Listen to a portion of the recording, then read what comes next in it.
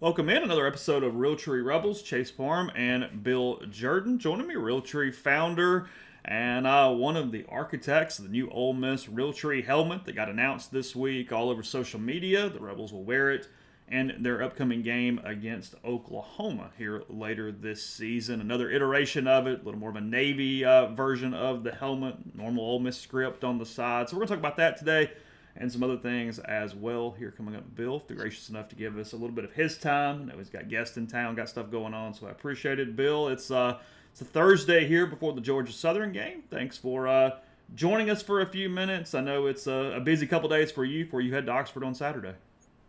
Oh, it is. I tell you, the weather's warm. It's going to be like 89, 90 degrees here, and Mm-hmm. I think the same thing in Oxford. But spring is gone, summer's here, and hopefully fall is right here with us too. Because hunting season's here. Yeah, I'm going to get to the helmets in a second, but you and I were on the phone yesterday a little bit. You got Tyler off in the Yukon right now. You had much contact with him. He's up there moose hunting and trying to get a little work accomplished. Tyler. Obviously my oldest son that you know well, and Ole Miss graduate, and Mm-hmm. so one of his dream hunts was to go up in the Yukon for a moose hunt, a bow hunt. And so he did a lot of exercising and training for it and walking, but I think he underestimated how tough it really was going to be. And it's one of those trips that you take a plane in with a bush pilot, and they drop you off, and they can only take one at a time in. So our camera guy and the guides had to go in at separate times, and the whole time he's been there, they've had a lot of rain, fog, and can't really see that well for spotting moose. And then on top of it, with the rain, I know one day he stayed 6 hours in a tent, just trying to keep out of the rain. It was raining so hard. So it's been as he said, a very physically challenging hunt. And he said also mentally, because they're in the middle of nowhere. They're walking 5, 6, 7 miles a day, up in the mountains, and it's been pretty hard on him. Yeah, I sent him a text yesterday morning, and I looked down at my phone about an hour later, and then remembered, he didn't get that. There's no service. There's nothing going through or whatever. And then later on, he sent me a text from I guess a satellite phone or whatever he was doing to get back to talk to me about talking to you. But yeah, I went, yeah, no, he's in the middle of nowhere. He's not getting any of that communication. Well, we've been on these type trips before. He has a satellite phone, so that's good to make contact with, and he has Garmin, too, that he can send texts Mm. out on. So that's been our communication. But him just picking up the phone and calling like a cell phone, it's not happening. So it has to be a planned event. But he said it's a very hard hunt. They haven't seen a whole lot of moose, which makes it a little bit harder too, for us to hunt. But didn't hear from him yesterday, and hopefully we'll hear from him today. So let's get into the helmets a little bit.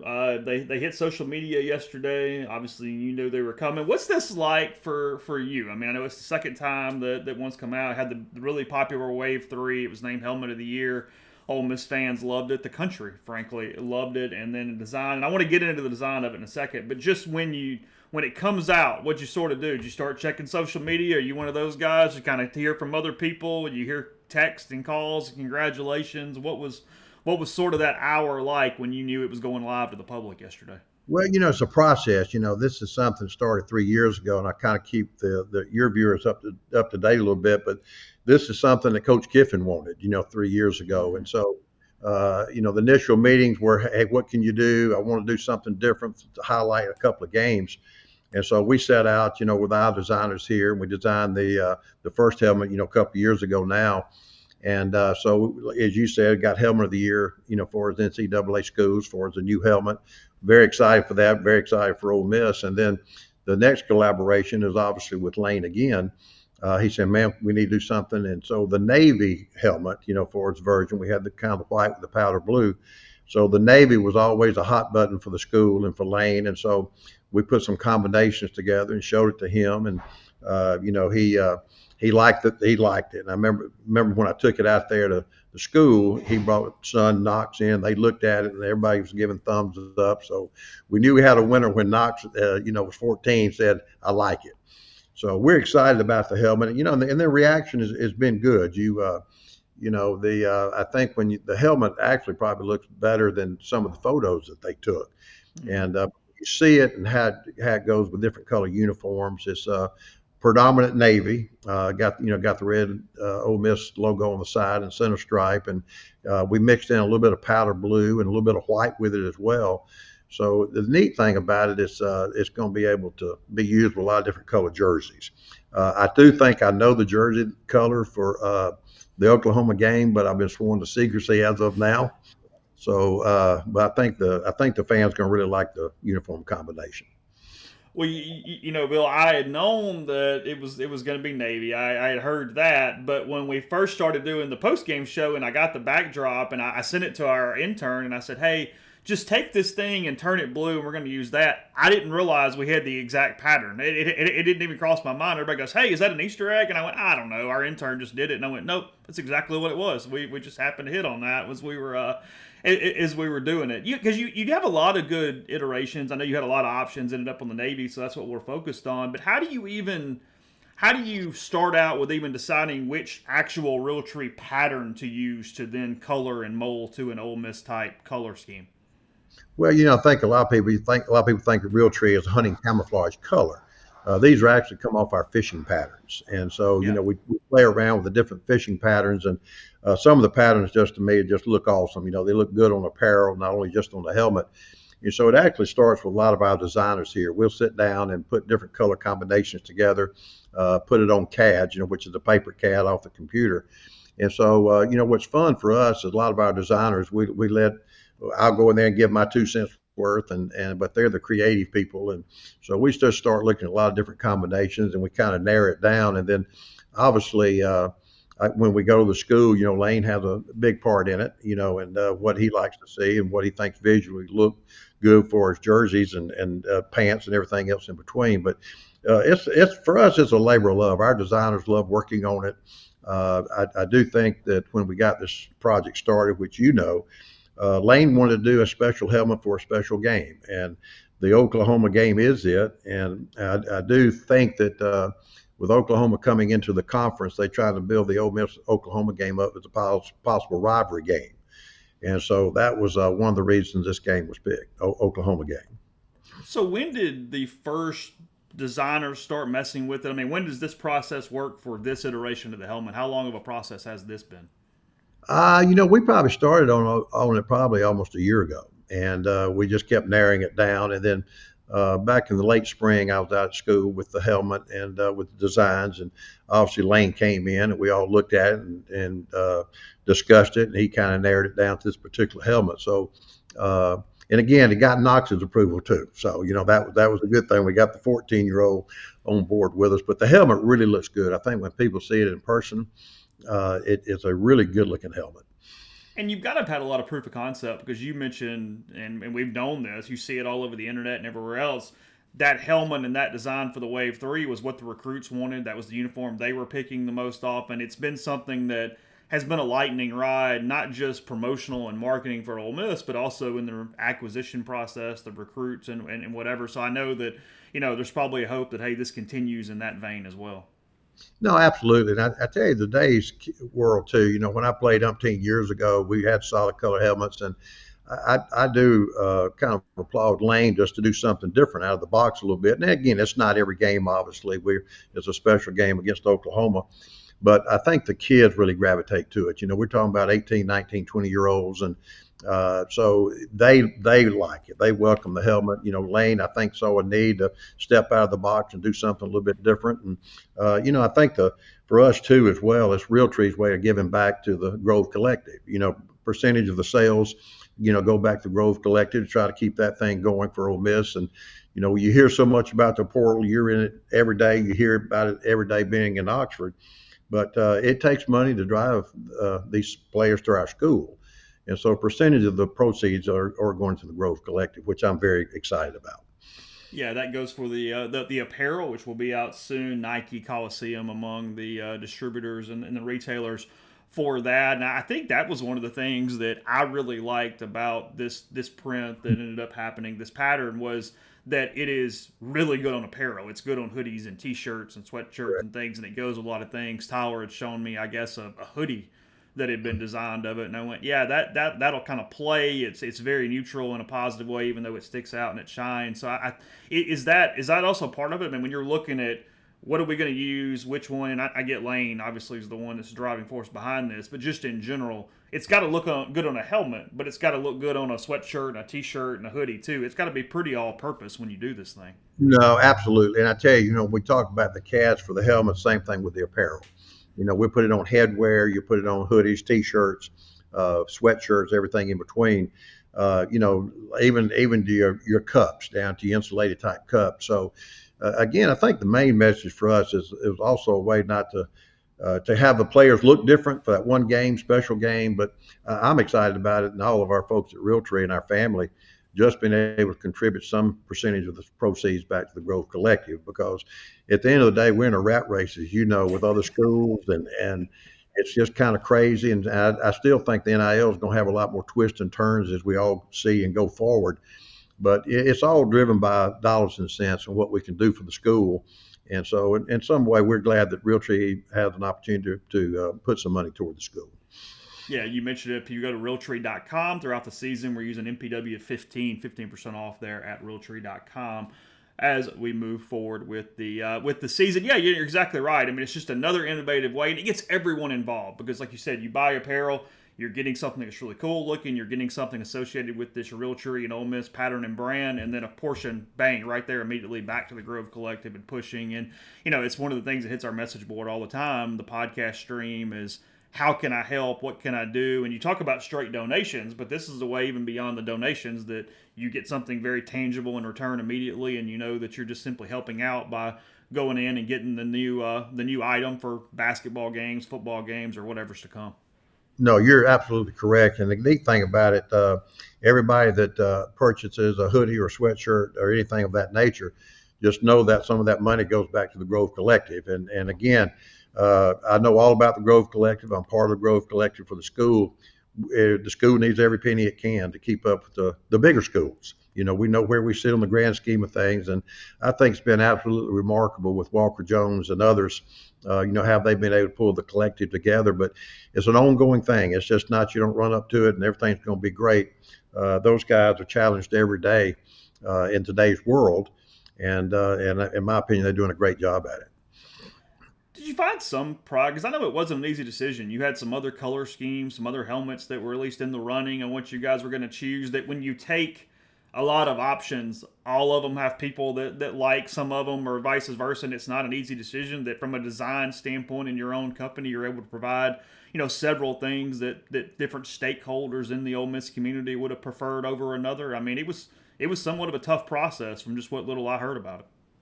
Well, everybody got a chance to see it, and everybody got a chance to voice their opinions on the different color helmets and obviously the merchandise as well. And it kind of came down to a unanimous pick, from the school and obviously with Coach Kiffin and, this particular color scheme. And I think we made the right decision because it's, I think when people really do see it firsthand, it's going to give us a lot of recognition. Hopefully Ole Miss could be undefeated at that time. That's good, Oklahoma.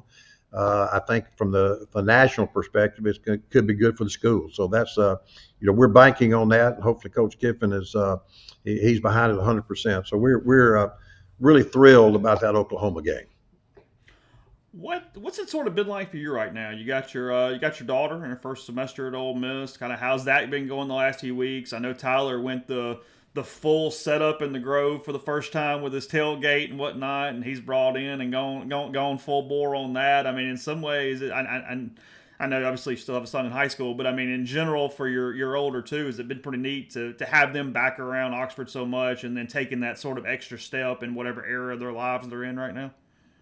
Absolutely. I think there's so many families out there that have had generations of their kids go and their grandparents and kids and even their children. And so certainly the case with us, I out of school, played football there many years ago, as you know, and it was really great when Tyler chose Ole Miss with, his time in college. And now my 18-year-old daughter that is playing softball for Ole Miss. And so it's, we're all in, we're all in Ole Miss and school, and she likes her new teammates, on the softball team. They came by our tailgate tent, last game. It was nice to see and meet. I knew some, but not all. But to see those girls in there and the enthusiasm that they have. And then it goes down to my 15-year-old son that who's growing like a weed. we hopefully gonna get him there. I don't see any. I don't see him going anywhere else right now. But we still got one left to go for Ole Miss, and we're good.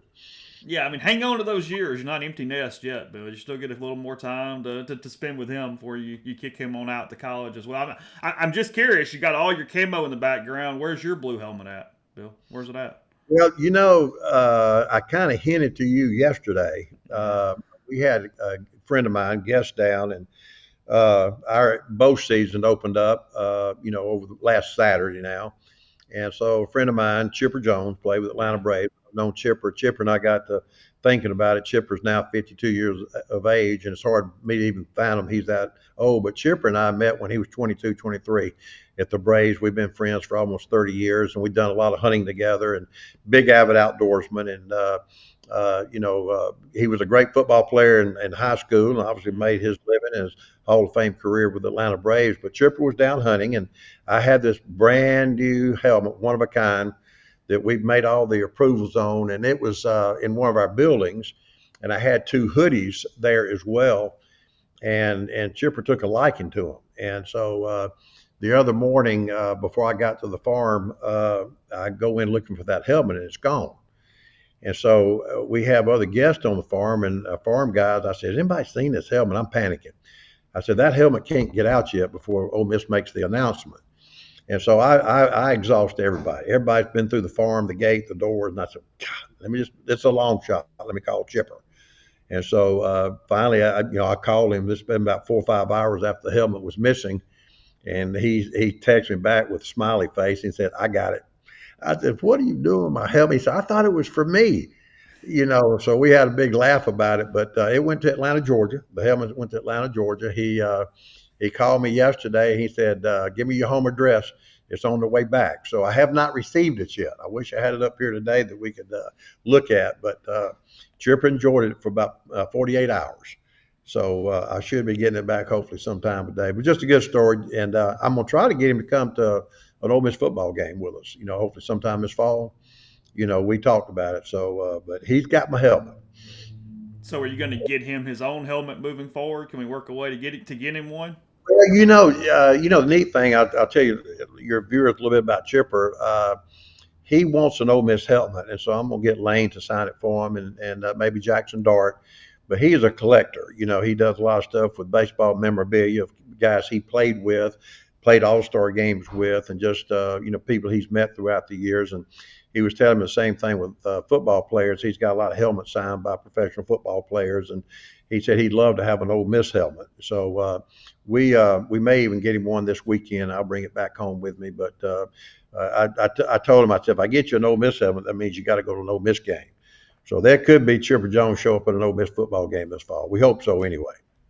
So the process of actually, I kind of forgot this early in the show. The process of making the helmets, I know it's pretty precise with the dipping and some of that stuff on the Wave 3. Or have there been any changes to sort of how this happens, or is it the exact same assembly when it comes to getting the helmets ready? It's the exact same assembly. And again, Okay. just for your viewers out there, it's kind of a best way I'll try to describe it briefly. A lot of people are not going to maybe understand fully, but it's actually a film. And it's the same kind of film that might go on a ATV or a bow or a gun or something of that nature, rod and reels, But with our fishing pattern, we get the film done, and it's a dipping process. So it's kind of hard to explain with me. Well, I got my cell phone right here, but actually it's a floating film. It submerges in. They do one side of the helmet, and then they flip it to get the exact same pattern on the other side of the helmet, and they dip it again. So it's actually the best way to describe it. It's almost like a shrink wrap. It just adheres itself in size and the shape to the helmet. And the people who dip it is the most amazing thing to me. They got to have steady hands to get everything to line up, through the center. But amazing process. But I know that's kind of the short version of it. But the helmet really does look good. Have you tried the dipping? You can't pull it off. You can't. If you tried to give it a shot. Yeah, these old hands. I'd have everything going every which way, wrong directions, everything between. These guys, the company that does this does a lot of the NFL helmets. Very legit company, and they do collegiate helmets as well. So that's how we got onto them. But anyway, it's been a good ride. These guys got way steadier hands than I do. So kind of coming full circle to close here. Appreciate the time today. As you're watching everything Tyler's doing, have you enjoyed just being in your recliner and being at the house and not out there in the middle of the Yukon right now? Well, I'm glad I'm not in the Yukon. Yeah. Back in my youth, I probably would have tried it, but I'm kind of glad listening to him that I didn't. But as I was saying, he says it's the most physical and mentally challenging hunt he's ever been on, and the weather's been bad, and just the anxiety of flying in on a bush plane and everything in and around mountains and everything that can go wrong. He's having a good time. It's just the weather and conditions have not been good. And I think he flies back out this coming Sunday. He will not be at the game this weekend, but obviously will be the following week in Kentucky. Yeah. And it's his first big time hunt like this as a father when he's going out, for international like that. Got a little different element to it now. You do have a different element for the fathers and dads out there that might be listening. I think when he became a parent for the first time here 6 months ago with a beautiful baby girl, I think that weighs pretty heavy on him. He hates to be away from that new baby and his wife, and they're all obviously very close. But I think being gone 13, 14 days away, it definitely plays into it. You'd have to kid him a little bit when he comes back. But every time when I do talk to him, he said, "Man, I'm missing her bad." So that's just being a good dad. Okay. There we go. Well, hey, Bill, I appreciate it. With your day. Helmet looks great. I know Ole Miss fans will enjoy not just the helmet on the field against Oklahoma, but the apparel as well. And as we mentioned, a portion of that will go straight back to the Grove Collective. So, when you're buying a hoodie, you're buying a sweatshirt, you're buying a mug, whatever it is you get with the pattern on it, it is immediately there going back to the Grove Collective and helping that process as Ole Miss moves toward 2025, and it's ongoing. It never stops as you go from one season to the next right here with Ole Miss Athletics, not just football, but Ole Miss Athletics as a whole. So, Bill, congratulations. Great job, and let's talk about some more stuff soon. Man, I'm gonna be around this weekend. Hopefully, our paths will cross this weekend. Thank you, Sounds Chad. good. Be safe to that. Bill Jordan, Realtree.com, with you, and we'll be back for the post-game show on Saturday night, presented by Realtree. Remember, MPW15, the discount code at Realtree.com for that. So we'll see 6:45 for kickoff against Georgia Southern, and the post-game show immediately after.